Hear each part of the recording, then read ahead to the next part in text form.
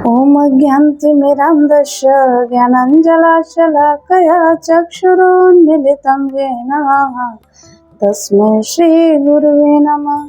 नमः विष्णुपादाय तीर्थपथप्रदर्शिने श्रीमद्भक्तिसम्पत् तीर्थगोस्वामीति नामिने। वाञ्छाकल्पतरुभ्यश्च कृपासिन्धुभ्यैव च पतितानां पावनेभ्यो वैष्णवेभ्यो नमो नमः। गुरुवे गौरचन्द्राय राधिकाय तदालये कृष्णाय कृष्णभक्ताय तद्भक्ताय नमो नमः। श्री कृष्ण चैतन्य प्रभु नित्यानंद श्री अद्वैत गदाधर शिवाचार्य श्री गौर भक्तवृंद। हरे कृष्णा कृष्णा कृष्णा हरे हरे, हरे राम राम राम हरे हरे। हरे कृष्णा। ज्येष्ठ मास के कृष्ण पक्ष की एकादशी का नाम अपरा एकादशी और यह एकादशी इस वर्ष 23 में शुक्रवार को है और इस एकादशी की महिमा अपार है। जब भगवान श्री कृष्ण से युधिष्ठिर महाराज इस अपरा एकादशी का महात्म पूछने लगे तो भगवान श्री कृष्ण ने कहा कि हे युधिष्ठिर, तुमने जगत के लोगों का कल्याण करने के लिए बहुत ही उत्तम प्रश्न किया है। यह जो अपरा एकादशी है, इसका पालन करने से व्यक्ति सभी पापों से मुक्त हो जाता है और यह एकादशी बहु पुण्य प्रदायिनी है। इसके पालन से व्यक्ति पुण्यों का संचय कर सकता है।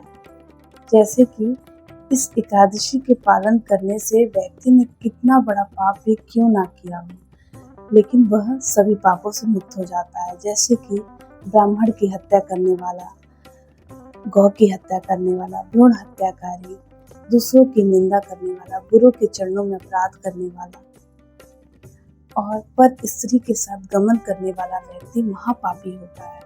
वह भी अगर इस अपरा एकादशी का पालन करे तो वह इस एकादशी के प्रभाव से सभी पापों से मुक्त हो जाता है। झूठी चिकित्सा करना, वेदों की मिथ्या व्याख्या करना और झूठी गवाही देना, व्यापार में हेरफेर करना, ज्योतिष शास्त्र में मिथ्या व्याख्या करना, ये सब महान पाप है। इसके कारण व्यक्ति नरक का भागी होता है। लेकिन वह भी अगर इस एकादशी का पालन करे तो वह सब पापों से मुक्त हो जाता है। यहाँ तक कि जो क्षत्रिय युद्ध क्षेत्र को छोड़कर भाग जाते हैं उन्हें नरक यंत्रणा भोगना पड़ता है, लेकिन वे भी अगर इस अपरा एकादशी का पालन करें तो सभी पापों से मुक्त होकर अंत में भगवान के धाम को जाते हैं। और माघ मास में प्रयागराज में स्नान करने से हमें जो फल मिलता है, शिवरात्रि के अवसर पर काशी में उपवास करने से जो हमें फल मिलता है और गया में पिंडदान करने से हमारे पितरों को जो फल मिलता है और कुरुक्षेत्र में सूर्य ग्रहण के समय स्नान करने से हमें जो फल मिलता है, वह फल इस अपरा एकादशी के पालन से अनायास ही मिल जाता है। यह अपरा एकादशी पाप रूप वृक्ष के लिए कुल्हाड़ी के समान है। और एक पौराणिक कथा आती है कि प्राचीन काल में एक पुण्यशाली राजा महिध्वज रहते थे। वे अपनी प्रजा का प्रेम पूर्वक पालन करते थे। उनका एक छोटा भाई वज्रध्वज था जो अपने बड़े भाई से बहुत द्वेष करता था क्योंकि उसे राजा बनना था। और इसी द्वेष के कारण उसने अपने बड़े भाई महिध्वज की हत्या कर डाली और राजा को एक पीपल वृक्ष के नीचे गाड़ दिया, जिससे राजा प्रेत योनि को प्राप्त हुए और उस वृक्ष के आसपास ही भटकते रहते थे, जिससे कोई भी प्रजा उस वृक्ष के इर्द गिर्द नहीं जाता था।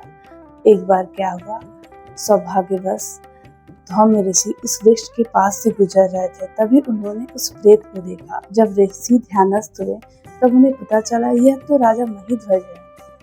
तब ऋषि विचार करने लगे कैसे इन्हें प्रेत योनि से मुक्त किया जाए और भगवान के शरणागत किया जाए, क्योंकि ऐसा कहा गया है, संत हृदय नवनीत समाना। संत का हृदय माखन के समान कोमल होता है और जो संत वैष्णव होते हैं उनका एकमात्र उद्देश्य जगत के लोगों का कल्याण करना, कैसे संसारी जीव का कल्याण हो और वे इस मोह माया से मुक्त होकर भगवान की शरण में किस प्रकार जाए, उनका उद्देश्य यही रहता है।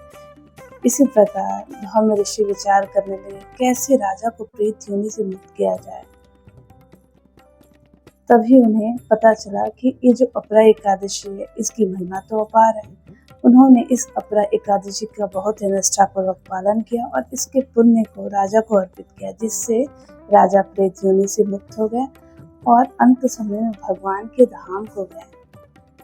इसीलिए एकादशी की महिमा अपार है।